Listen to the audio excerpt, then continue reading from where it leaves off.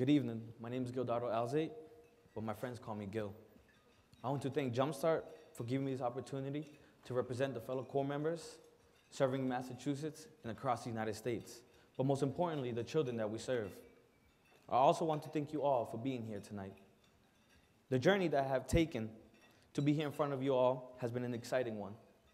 I remember sitting in front of my computer, reading over the questions I was prompted to answer. There were simple questions that asked why I joined Jumpstart and what the experience means to me. I sat there and I thought to myself, I hope this event is a couple days long because I have so much to say. But after many drafts and help from the Jumpstart staff, I'm here today with my story.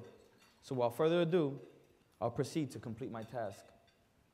I remember the first time I heard about Jumpstart. I was walking through the hallways of UMass Boston, and at a distance, I saw a flyer. In big letters, it said Jumpstart. Being the curious person that I am, I approached it. I stopped, and the first thing I read was, Jumpstart is working towards the day every child in America enters school prepared to succeed. That statement was enough to convince me that I had to be part of such a program. I immediately went on the website and filled out the application to volunteer as a corps member. Once I was accepted, I was prepared for my first day, and most importantly, for the mission on hand. I remember waking up that morning excited, extremely excited, and began to ready myself for my assignment. Considering my time in the military, I looked at my red Jumpstart t-shirt, and I told myself, this shirt needs to be ironed. So I grabbed the t-shirt, I laid it on my bed, and I proceeded to iron until it was crisp enough that I could put it on and feel confident to walk out my house. I was almost out the door when I noticed that I needed my AmeriCorps pin. So I grabbed my pin, put it on my arm, I looked at it, it's not the right angle. Grabbed the ruler, measured it, it was finally ready. I was ready to leave my house. I think I came up with my own rules and regulations on how to wear the pin. Finally, I was ready to play my role. As I entered the school, the feeling of excitement increased. I remember taking a step into a classroom, and like a scene out of a movie, I saw myself and every one of the children, which made me think, how did I get here? As a member of a first-generation immigrant family, I was surrounded by the detrimental social factors that exist in impoverished neighborhoods. Growing up in Lowell, Massachusetts, I had to face the high wave of crime and drugs that were part of the daily life. The malignant cycle present in impoverished neighborhoods was trapping families as a whole.